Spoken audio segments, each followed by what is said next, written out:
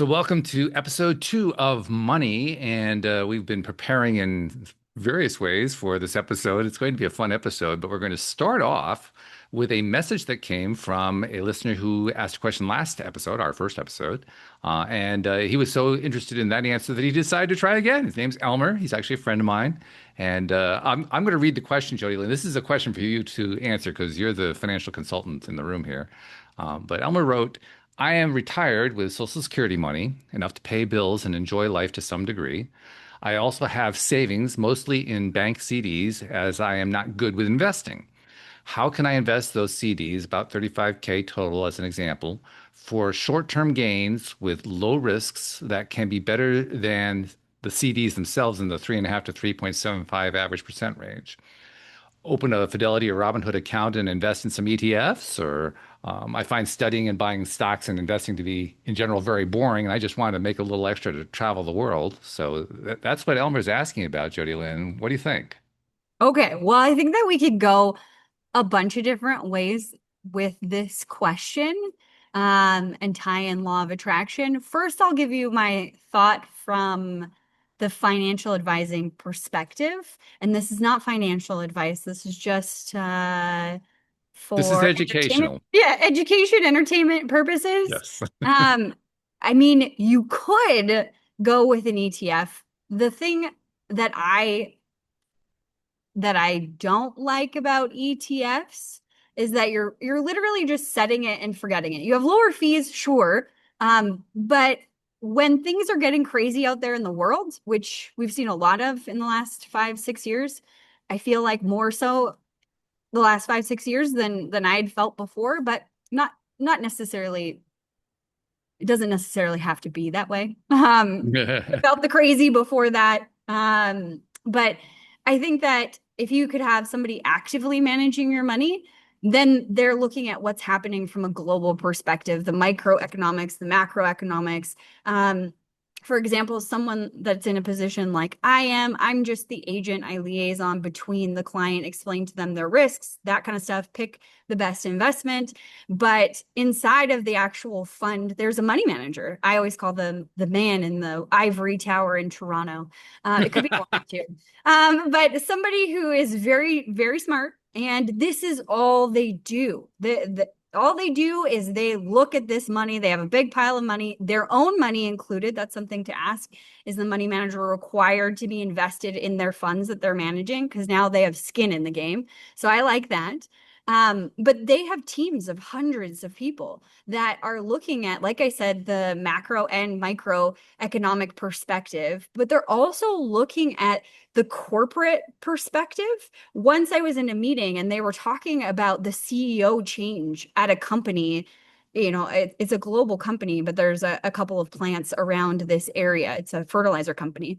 And they were talking about this guy's character, the new person coming in. They had that level of detail. And obviously, they're looking at the financials of the company and like what they have for assets on their books. What do they have for debt? What is their plan? What is their philosophy moving forward? Which all of that is a lot of detail and very complex to look at every single company when you're just looking at this in the evenings or the weekends. And that's, I guess, the my opinion on why an active money manager is a really great opportunity to grow your money because they're doing all the heavy lifting. And let Now, me interrupt for a second because I want to stay on that point for a moment.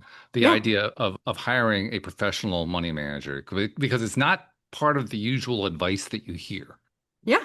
It's pretty unusual advice. It's good advice, I think, but it's not the typical advice that you hear. So if Elmer or anybody decides they want to do something like that, how do they go about finding that person? You're probably going to have to go through an agent kind of like me. So I mean, your bank has investment advisors. There's independent companies like I believe you guys have like an Edward Jones Mhm. in the United States. The companies are going to be a little bit different. The company that I work for, World Financial Group, there is the World Financial Group. there. So you would want to go to a company like that that has access to funds that have money managers. The reality is the world that we live in, it's very difficult unless you have millions or a lot of money to go directly to a money manager and say, I want you to manage my money without paying a lot of money. And having a lot of money to get access to them. Usually, you can go through an advisor where they have a big company, and because they're bringing so many clients, they have access to funds that are actively managed in the market. And now the impossible question to answer, but I'm going to ask it anyway because that's part of my job. Yes. The CD, he knows he can get 3.5 to three quarter percent. What can he reasonably expect to get if he's going through an Edward Jones who's using a money manager? Well, okay, I can't speak to Edward Jones. I can't speak to the exact profile that he would be in. I know that he said something about low risk. So I would say Mhm. something conservative. I have clients in conservative portfolios that over the last year have done 6, 7%. So Okay. usually on a conservative portfolio, you're looking a little bit lower than that, maybe 5%, somewhere in there, but it's not, you can get a great fund that is lower risk. So meaning it's not going to swing so much with the market. Um, and it's not and you could get great returns like, 5, 6, 7%. Okay. All right. So you also mentioned the energetic side. We should touch on that side because we also have our woo-woo side. We're Yeah, yeah. practical, but we're also woo-woo. We're both. So Yes. let's go woo. Okay, well, woo side of things. There's a couple of different things in Elmer's question.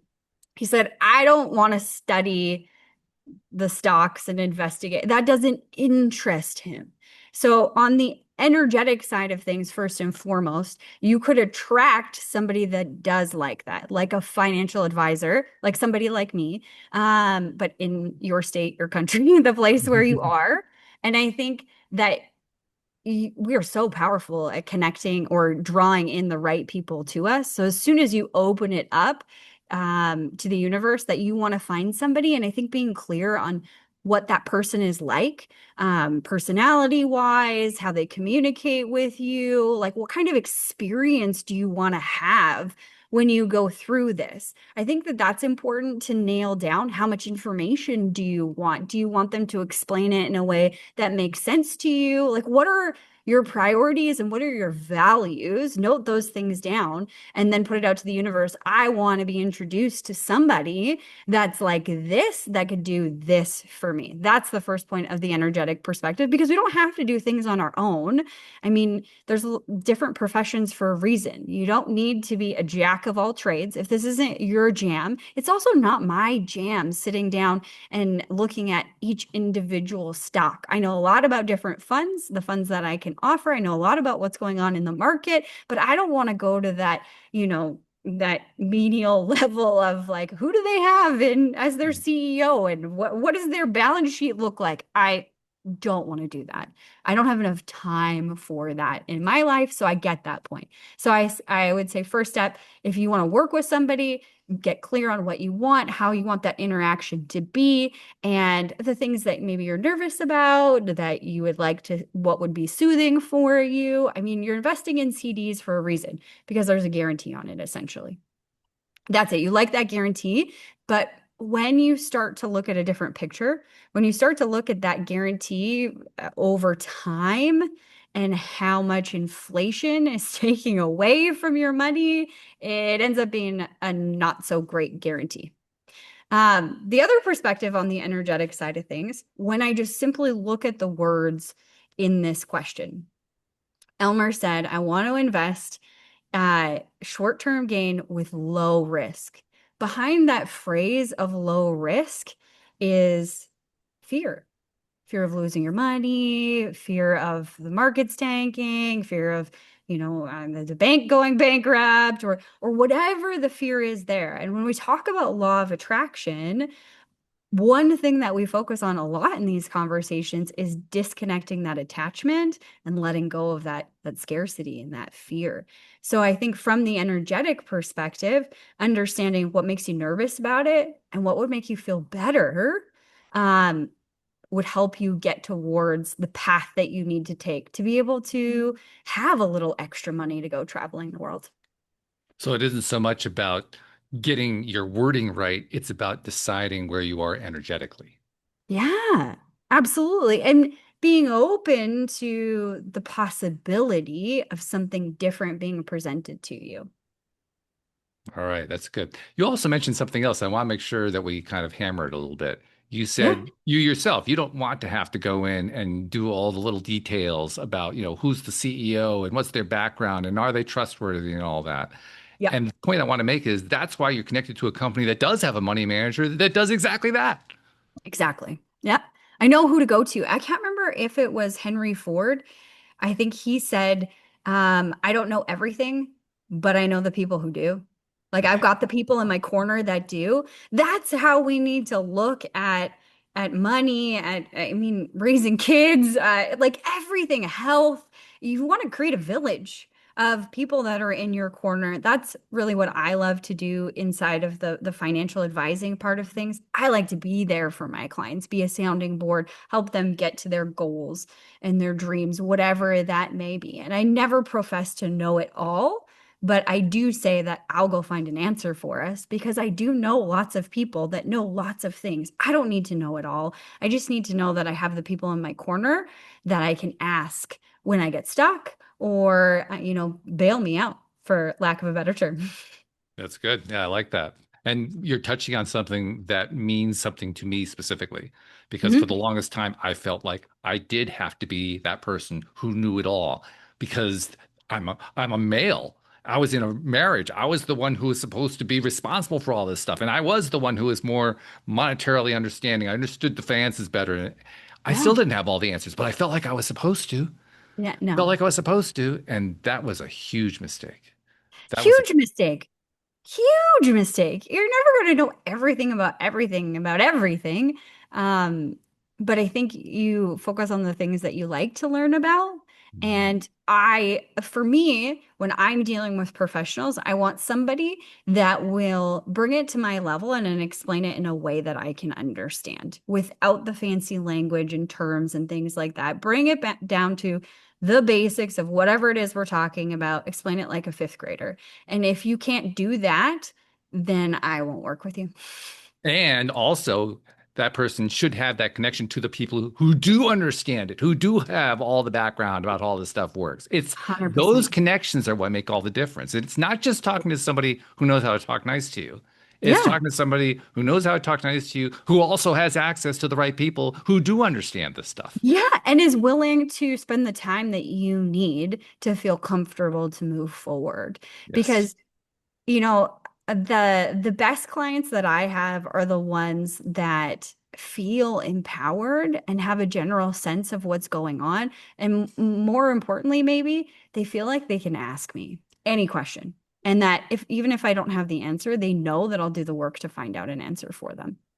See, already we're on episode 2 of Money, the very second episode. The first one was last week, second one this week, and already we're touching on one of the most important things that does not get discussed.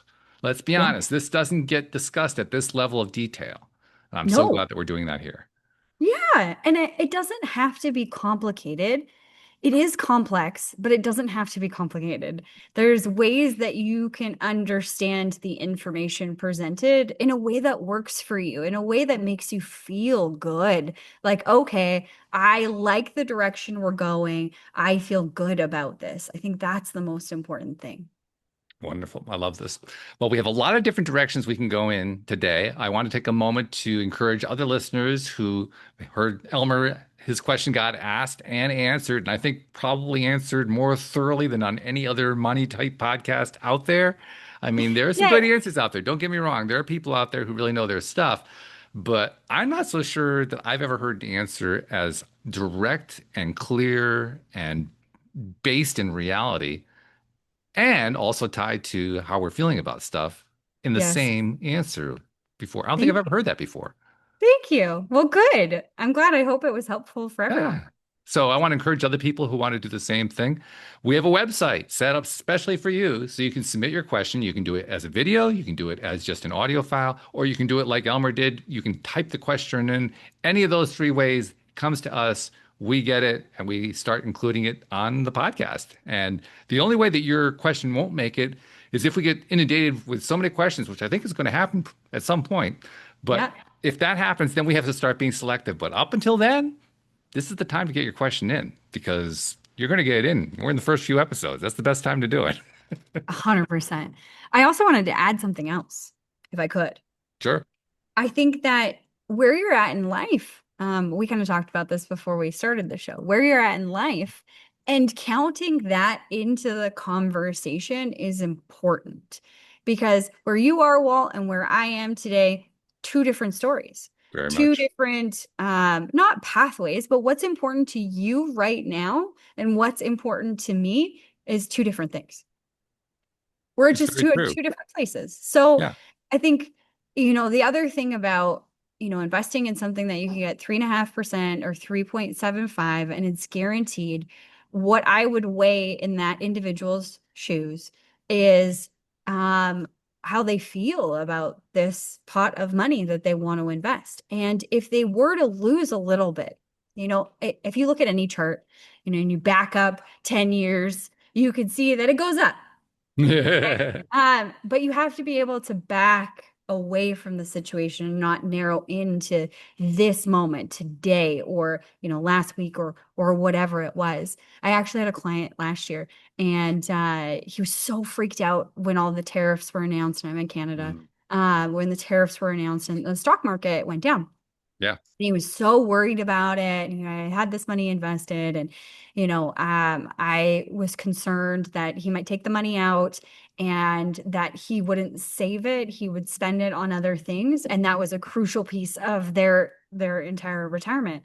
And I remember trying to reason with him of like, it's gone down now temporarily, but when we talk in 6, 7 months from now, it's going to be up. Like, this is just how things work. It's the initial scare of, Trump said something, or like, this happened, or whatever. There's going to be this decline and, recovery period. And, something that a lot of advisors say is the best days in the market follow the worst days in the market. And there's lots and lots of proof of that, but you have to be able to stomach it. So if investing in the market where there's any sort of swing, and maybe if we get woo on this, if you're into muscle testing, and you don't even have to muscle test, but you can put your nervous system through the scenario. Okay, if I lose 1%, and what's the math on, whatever the money is, if I lose 1% and that lasts for a year, how's that going to feel? Where do I Mm. feel that? What do I feel? Is if it's 2%, what if it's 3%? What if it's 5%? And put yourself through the scenario emotionally and energetically. What do you feel comfortable with? And there is no absolute right way for every person because our values are different. Where we're going is different. What's important to us is different. So you need to count those things in. And at the end of the day, your answer still might be to invest in the guaranteed return because of your age, what you want to do with this money, and what's important to you, and how risk adverse you might feel if something what like that was to happen. Fantastic answer. I really like that a lot. Thank you. Actually, something that you said cued something in my mind. I mentioned this to you about a week and a half ago. There's a book that my friend Joel Elston, co-host on LOA Today, mentioned to Yeah. me called The Psychology of Money. I asked you if you'd Mhm. read it. You hadn't read it. I hadn't read it. But I did get a copy of it. It has a story at the very beginning of the book, and I want to share the story because I think it's the basis for a conversation here. Now, he was trying to make a very particular point. I'm not going to try to make his point. I want us to just take it within the context of what we've been talking about. He says that there is a Wikipedia entry that's his favorite. It begins Ronald James Reed was an American philanthropist, investor, janitor, and gas station attendant. Okay. Now, the story is a really interesting story. This is a guy who was born and raised in rural Vermont. He was the first person in his family to graduate high school. It was also made impressive by the fact that he hitchhiked to campus each day. So it was one of those, rural kind of experiences, right? Hmm. He worked at a gas station for 25 years. He swept floors at J.C. Penney for 17 years. Now, many, many years ago, he bought a two-bedroom house for $12,000 at that time he was 38 years old. He lived there for the rest of his life. He was widowed at age 50. He never remarried. And our friend recalled that his main hobby was chopping wood. He died in 2014 at age 92. And when he died, he had a net worth of $8 million. Hmm. And everybody said, where did he get this money? This is a janitor. This is a guy who was a mechanic in a gas station. And what he did was he saved all his money and invested it in blue chip stocks and Hmm. reinvested it and reinvested it and reinvested it. And so Hmm. by the time he was gone, I mean, he didn't do anything with his life. He just kept reinvesting the money. Hmm. And by the time he was done, he had $8 million. He had, beneficiaries who were very, very happy with him. Of course, yeah. Right. That'd be Now, great. he follows up this story. The author follows up the story with a second story, a gentleman named Richard Foscone, who was actually from Connecticut, where I live, from Greenwich, Connecticut, which is right near New York City, very wealthy area. Richard was a Harvard-educated Merrill Lynch executive. He had an MBA, very successful. And he, like so many, had challenges, particularly in the mid 2000s. And especially, he was invested in an 18,000 square foot home in Greenwich, Connecticut that had 11 bathrooms, two elevators, two pools, seven garages. Whew. It cost more than 90 grand a month to maintain it. Wow. And then the 2008 financial crisis hit and wiped him out, Ugh. left him bankrupt. He had to go before a bankruptcy judge and say, I currently have no income. Ugh. His Palm Beach house was foreclosed. Yep. Now, this is a guy who had it all and lost it all. Yeah. And he did it in relatively the same time frame that the other guy working as a janitor made 8 million bucks. Hmm. Now, the author is making a different point from the one that we're addressing here, but it raises some interesting thoughts in our minds. The first one is the first guy's experience demonstrates what happens if you invest and reinvest and reinvest and you don't do anything with the money. Hmm. The second one shows what happens when you, and by the way, I didn't give you the whole story on the second one. The second one, he went deep into debt, lots of investing, that went awry. It was not well thought out investing. He basically set himself up to fail, even though he had this MBA from a marvelous school and so forth. Nevertheless, he ended up setting himself up for failure. And what the author was trying to make the point was the second guy was greedy, the first guy was thrifty. That was his point. Not my point. My point is you can have two different people who The have janitor was greedy? no, no, the other one. Oh, okay. Okay. Yeah. Okay. The, Okay. the, One was the guy in greedy, the Greenwich, other. Connecticut was greedy. The janitor was the opposite of greedy. He was practically altruistic, according Okay. to the author. Okay. My point is that regardless of whether you apply greedy or altruistic or any other, whether you demonize or praise or whatever, the point that I want to point is that the first guy didn't do anything with his money except invest it. He didn't actually live with it. Nope. He chopped wood all of his life. That Hmm. was his life. And it was what he chose to do. And I respect his right to do that. But I also remember that's not what most people do. I mean, Hmm. the moment you have a family, you just reduce the 8 million to probably 2 million. Just Yeah. because you had a family, you got expenses, you got things you got to pay for that you wouldn't normally pay for. Hmm. So there's that to take into account. Now, yes, the guy from Greenwich, Connecticut, he also made some pretty foolish business decisions. First of all, investing in a house that costs 90 grand a month to maintain, probably not his smartest move. Yep. I mean, that one's pretty, questionable. But it also points to somebody who's looking to make quick hits, because that's the kind of investment that would lead to that kind of a loss. We're not talking about investing in a 3.5% CD. We're t No. we're talking about something that had high leverage and really high risk associated with it. That's right. So, Yes. so one was a guy who invested everything at a relatively low risk and took nothing out of it. And the other one is the story of a guy who invested in very high risk, tried to take everything out of it, and ended up getting crushed. Two extremes. two Hmm. really vastly different extremes. Hmm. The rest of us are somewhere in the middle of those two extremes. Yes. But I think that there's a lot of things we could take away from these stories. Okay. The first thing that pops out to me is not greed versus thriftiness, it's values, what you value. The Greenwich Village man valued looking prestigious, like having a big house, being the definition, quote unquote, of success that maybe he saw from others. It was more of what I used to call in our other show, plastic happy. He was driven, sounds like, I don't know the man, sounds like he was driven by what he thought he needed to do to be successful, buying things, buying that ginormous home that costs $90,000 a month to operate when you don't have other capital and your business obviously isn't that secure. Like, uh, it looks like showmanship. He was valuing the way that everybody else perceived him. Whereas Woodcutter Man, he didn't care. I would guess his value was safety. It wasn't about using the money. I bet you he wanted to hold on to every penny that he could because there was a time in his life where he had no pennies. So it didn't matter how many pennies he had now stacked up by the time that he was dying. Something inside of his value system said we need to save so that we're safe. That would be my bet. So I think it's a divergent of value systems. And a lot of times when we're dealing with money, we're not really involving our values. What's important to us?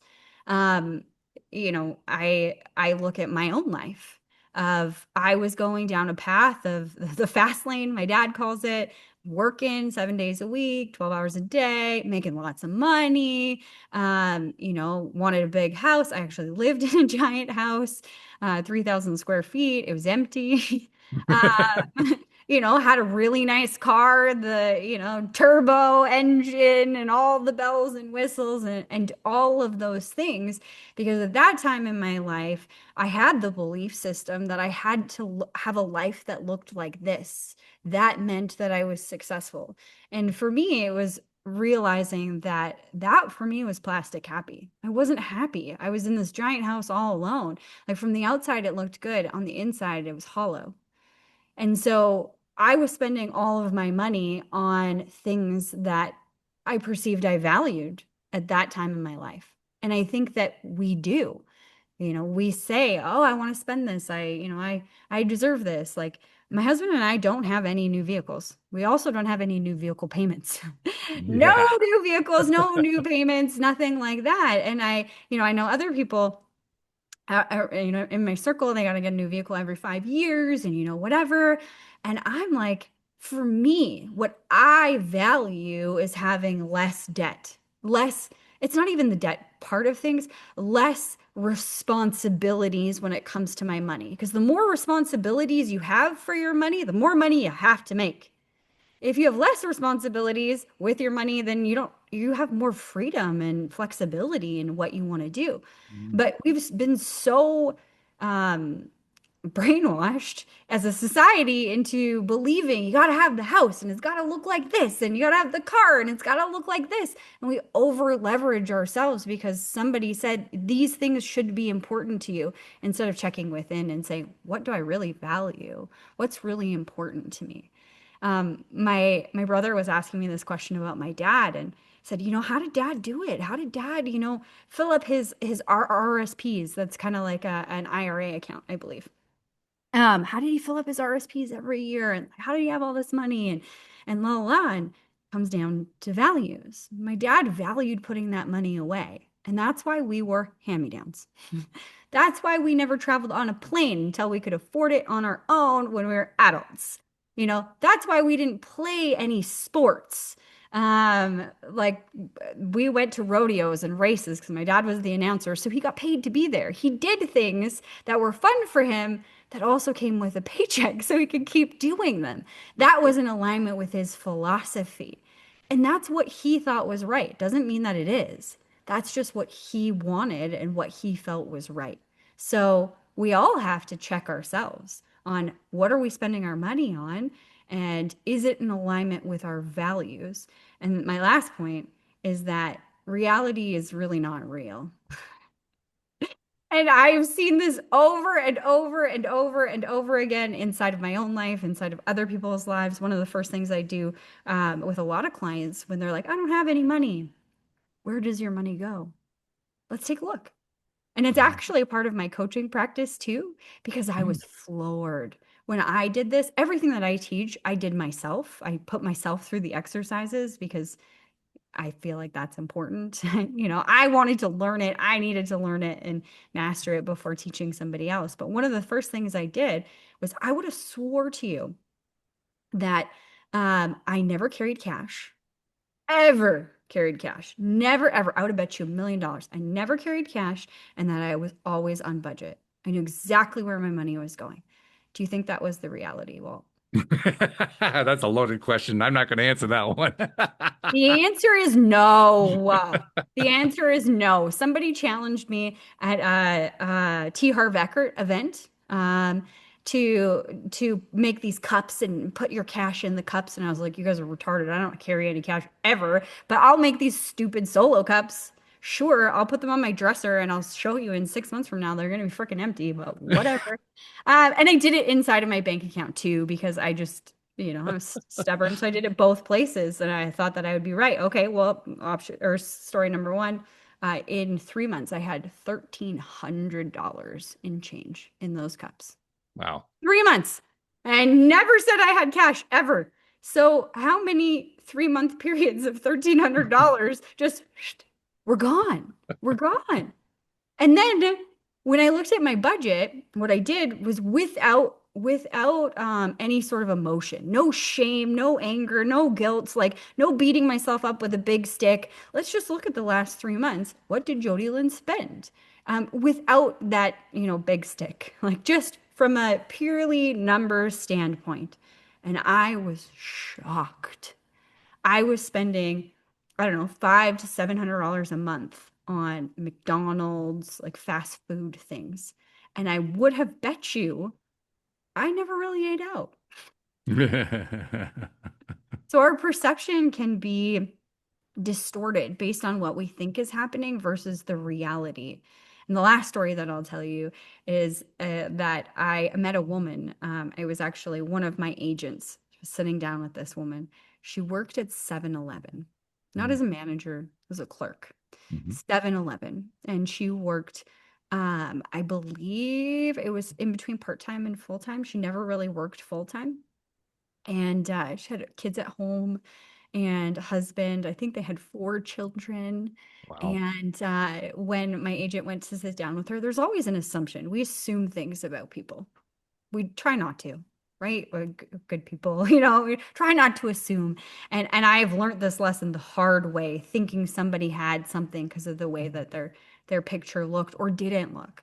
This lady, my agent sat down with her and she was like, I want to I want to buy a house and I have a down payment. And the agent was like, oh, okay, great. How much money do you have for your down payment?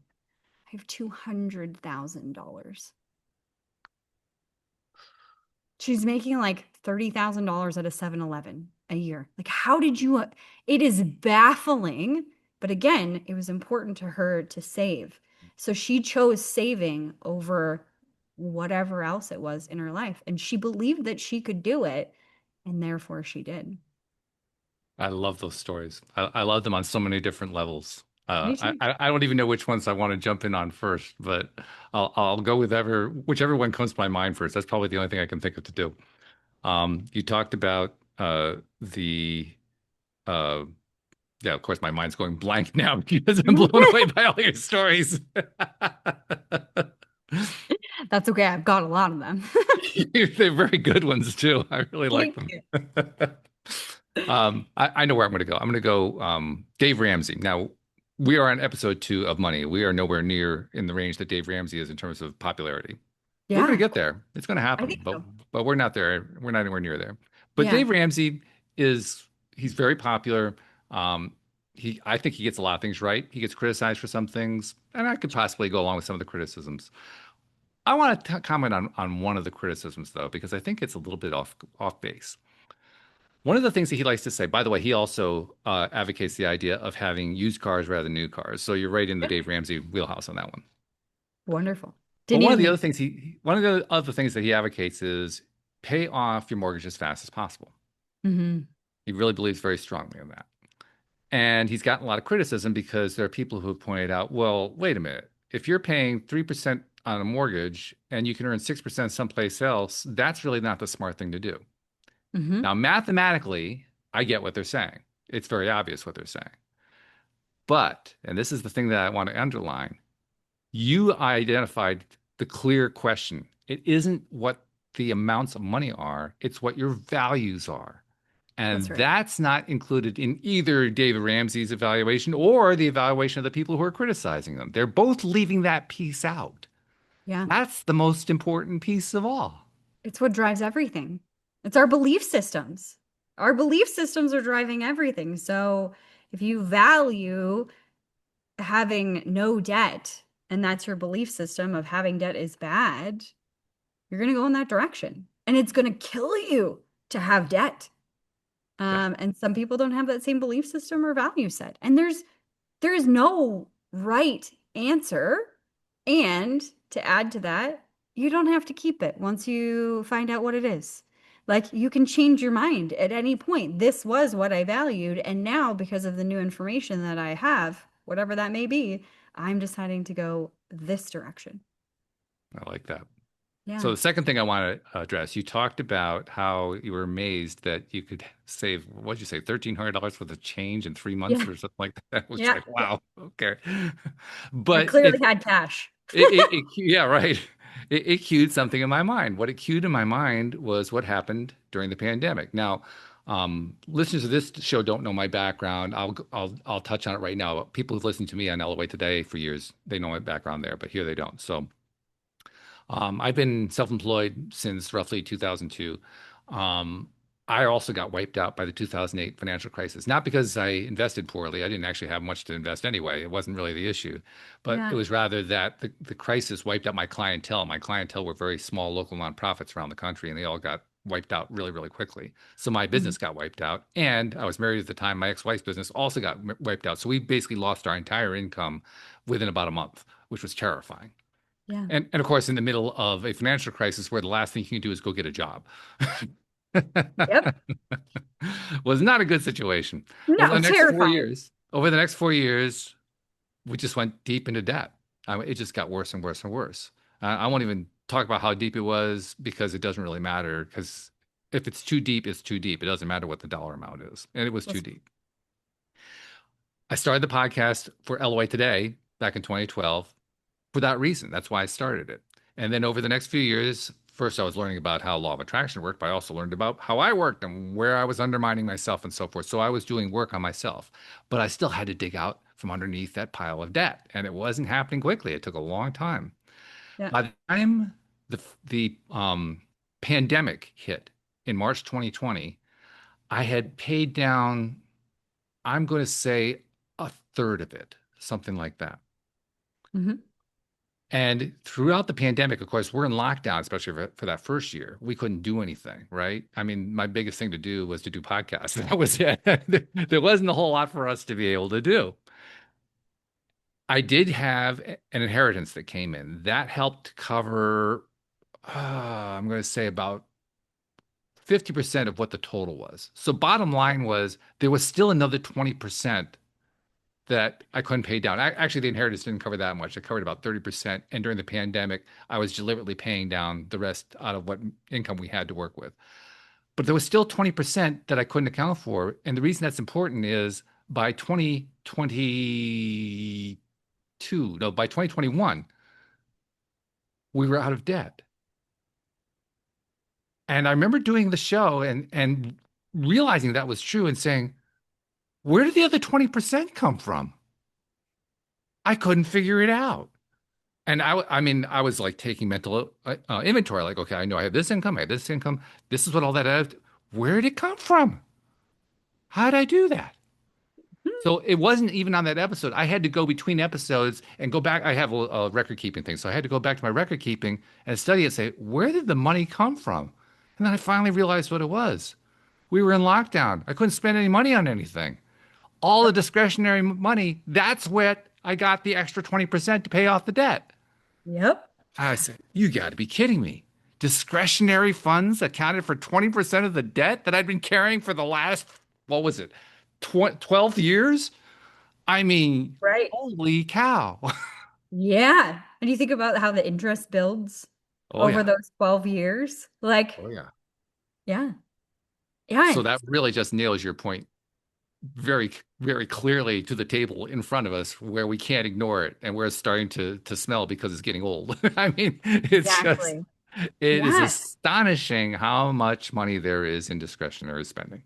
Yeah, and that's why I say reality isn't real because I think that we have a version in our head of what is happening and what we're spending our money on, and the real story of what you did if you look back. And the unfortunate thing is that people are so afraid to look that Mhm. they don't want to. They feel shame, they feel embarrassed, they feel anger. There's a lot of emotion around what we did with our money and what that means about us.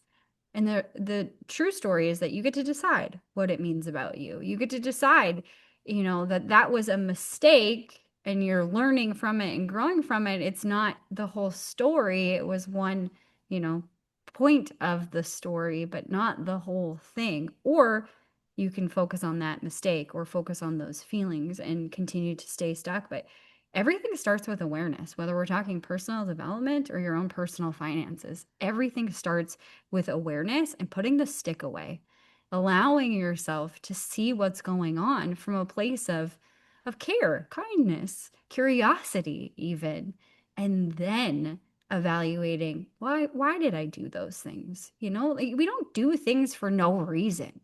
We do everything for a reason. Like there's a meaning and a reason behind everything. So the $700 I was spending on fast food, the reason that I was spending that money, not because I love McDonald's, believe it or not.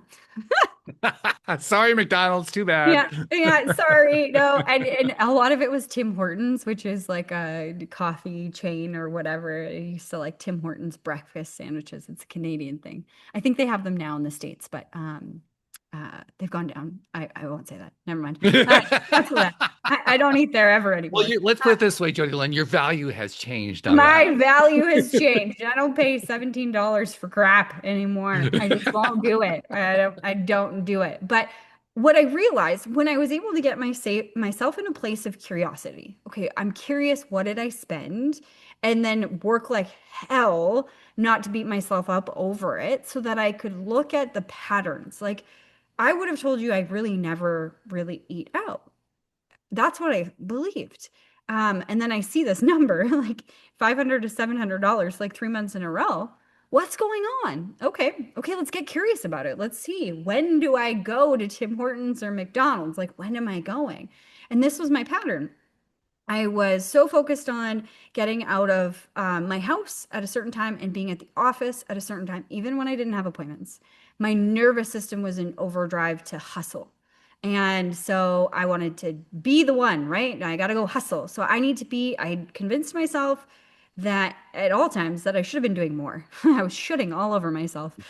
But I hadn't really gotten that awareness just yet. But what I realized in looking at this picture, it was, oh, I'm hustling to get to the office for 9 a.m.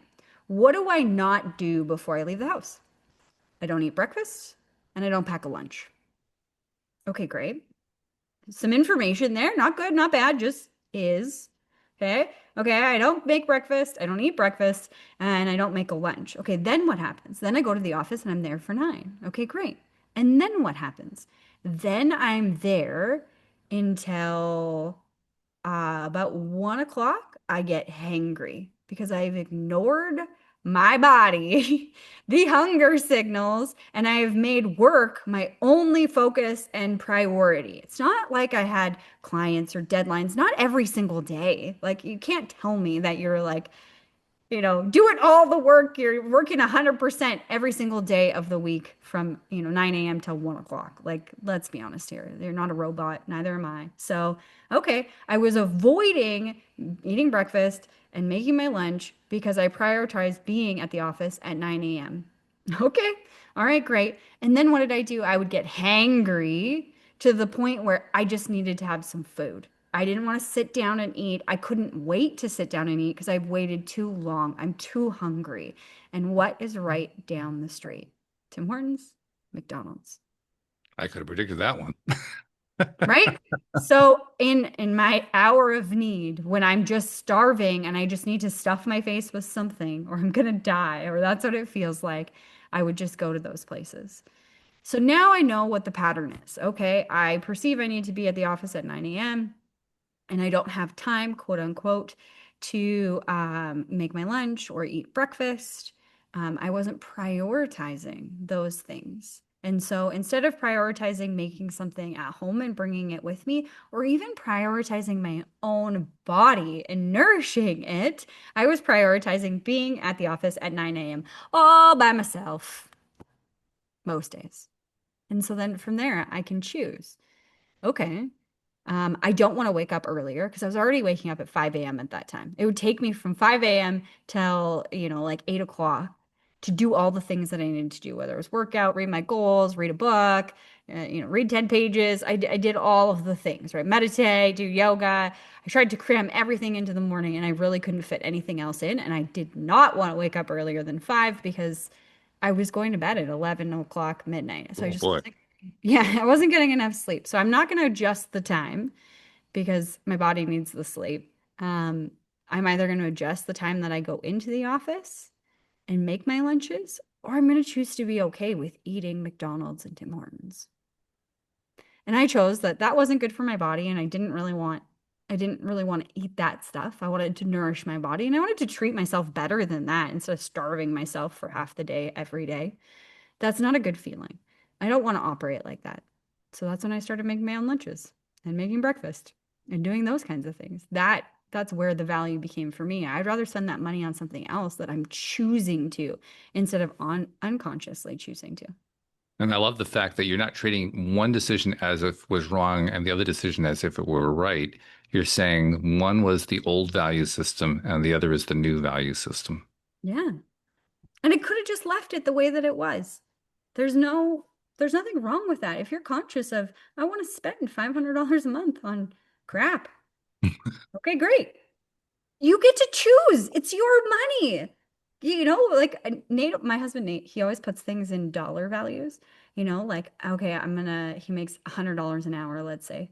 Okay, if I want to spend $500 for me to eat at McDonald's all month, like every day, all month or whatever, however many days a week I'm in the city and whatever, but to have lunch at McDonald's, it's costing me $500. So I need to work for 5 hours that month to cover it. Is it worth 5 hours of my time? Mm. Not McDonald's, not for me. They don't have that good of food, like that's 5 hours I could have spent with my family, my Mm. friends. I could have spent learning a new language. I don't know, getting new business. I when you start to break it down like that, of how much time it's going to take you to pay something off, it changed the way that I looked at the things I was buying. I love that. I love that completely. I think that's probably the best advice anyone could give. And I want to thank you for sharing that. We try to keep these under an hour and we're coming in close on, we're about 10 minutes away from our hour mark. So we'll start to wind things up. But we do have one thing that I want to talk about before we do the wind up. Actually, it'll be the second one, but that'll take 30 seconds. This one's going to take a little bit longer. I want to talk about how we as people, regardless of what our financial situation is, we are the ones who put pressure on ourselves because of those value systems. And the reason it happens is we have a tendency to try to decide, are my values going to match my monetary values, or are they going to match my values regardless of what my monetary values are? That's the tension that we end up dealing with. And that tension doesn't get any attention. It's a tension that doesn't get attention. Figure that one out. Yep. But it's a tension. It's a tension that causes us to freak out at times, or at least to feel uncomfortable at times about how we're spending our money, how we're investing our money, how we're not investing our money, how we're wasting our money, whatever way that we're looking at it, how Mhm. we're dealing with the money based on the fact that the monetary value is different from the way that we value it non-monetarily. That Mhm. tension messes a lot of people up. I want to talk about that for a moment. I mean, when you think about that, what's your viewpoint on that? Oh, well, I think it comes back to the awareness piece. A lot of times we don't know what's driving us. And it could be an old belief system that's driving that tension of like, I need to prove that I'm worthy. And to prove that I'm worthy, I have to have a really nice car and a really big house. And okay, do you? I think we don't ask enough questions about what we're thinking about or what we're feeling. We're afraid to go down that road. And the more that we ignore it, it's just like anything else, you know, what you resist persists, It's true. Yeah. right? So I think that that comes back in. What do you think? Well, it's also, I think, where the setup comes in. Mhm. I'm going to think about it from the point of view of a young man who started a family and he's finding himself working, two or three jobs or something, uh, long hours in order to feed the family. Yeah. And this is going on and that kind of thing creates all kinds of issues. I mean, it creates issues in terms of the relationship with the wife. It creates issues with the kids. It creates issues with the work. I mean, there's all these different kinds of issues that come out of that. So Yeah. I'm not saying it's good. I'm not saying it's bad. I'm saying there's an example of somebody whose monetary value didn't necessarily match their non-monetary value, but they felt like they had to make the match in some way. Hmm. They Well, tried to merge the two together. Yeah, and I think that there's assumptions in there too of like especially when it comes from men. Men need to be the provider. That's kind of Mhm. what That's the you guys role. are. Yeah, that's the role. It's how you're hardwired. You want to be the provider. So in this context of our society, the provider provides the money, the house, the cars, those kinds of things. And I think it's really interesting because I'll see couples on opposite sides of the table of saying, I want this. I'll see, the lady say, oh, I really like a brand new house or whatever. And then in the same breath, we don't spend enough time together.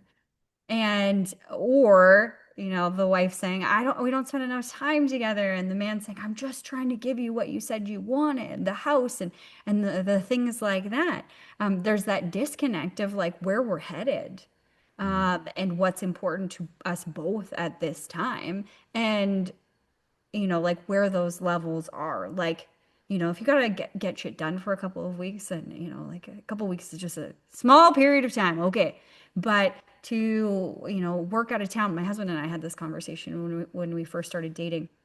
He was working out of town at the time, and I said, I don't want to do that.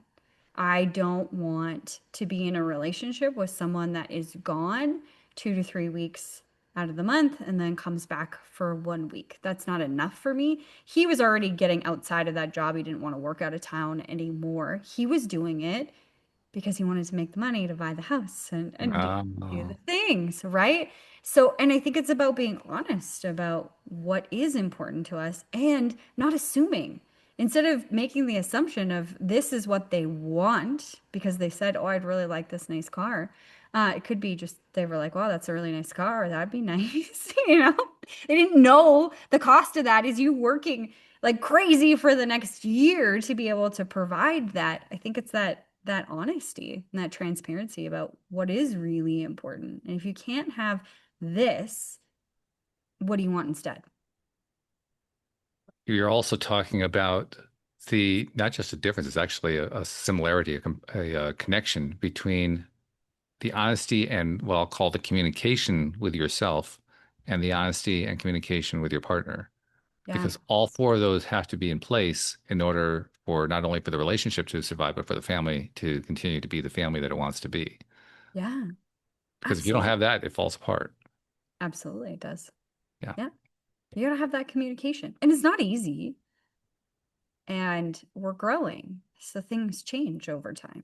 So you gotta give yourself grace and courage to have these kinds of conversations with yourself first to understand what you want and what you think that the other person wants.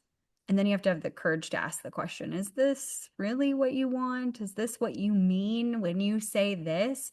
If I have learned anything about relationships, is that men are from Mars and women are from Venus, and we speak completely different languages. It is the wildest thing, how we even just interpret data in our own minds. It's different between a man and a woman. So, That's cool. I love yeah. that. I can't remember who the author of that book is, but I'm sure he's smiling right now, Yeah, hearing me the reference. neither. Yeah, but I got it somewhere here. Yeah. Yeah. Well, this has been fabulous as usual. I think we've already nailed it with episode 2, so we're going to put this one to the bank. I'm going to start a practice. I don't necessarily expect you to join in on this, JodieLynn. I want everyone to know I'm speaking for myself. I'm not speaking for JodieLynn, the financial advisor, just so you know. But I mentioned it last week, and I think I'm going to start mentioning this for a while. And that is Bitcoin is not money. I want to keep repeating this over and over again because Bitcoin is not money. And the way we know that it's not money is that it doesn't get used as money. So if you've invested in Bitcoin because you think it's money, guess again. That's my advice. Follow it, Yeah, don't follow it. It's entirely up to you. Again, this is not JodieLynn. This is me speaking, but I'm just here to tell you Bitcoin is not money. That's it that's for right. today. Thank you very much. We'll see you all next time here on Money. Want to get your question answered here on the podcast? Just go to moneypodcast.net, fill in the form with either a video or a typed question, and your question may be included on the next episode. Moneypodcast.net. For more on this, listen to the entire podcast on YouTube, Spotify, and Apple Podcasts.